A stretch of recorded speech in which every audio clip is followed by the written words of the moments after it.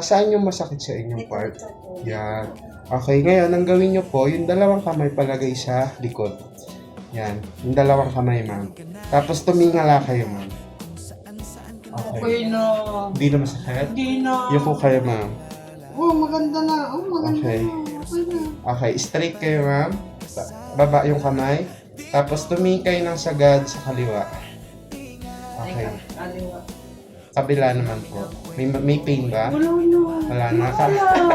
Dati pag ginanong ko siya, masakit dito. Oo. Tapos pag sumakit na to, masakit pati ulo ko. 1 to 10, gano'n siya sakit? Ay, talaga. 8, no? Kasi ano na siya eh. Niinuman na ng ibig sabihin. Pagka yung masakit siya talagang 10 talaga. Oo. Kaya orpot siya na kagad yung ano ko. Ang ginawa ko, orpot siya. Tapos Ngayon, papahirap ko sa anak ko.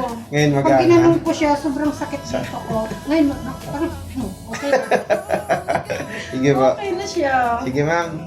Pagka maintain na lang natin ulit. Balik na lang tayo, follow up na lang para dire-diretso niyo Oo, kasi nga pag ginanong ko siya, masakit dito. Okay. Ayun siya. Sarap. Thank you ma'am. Salamat po. Oh, thank you, thank you.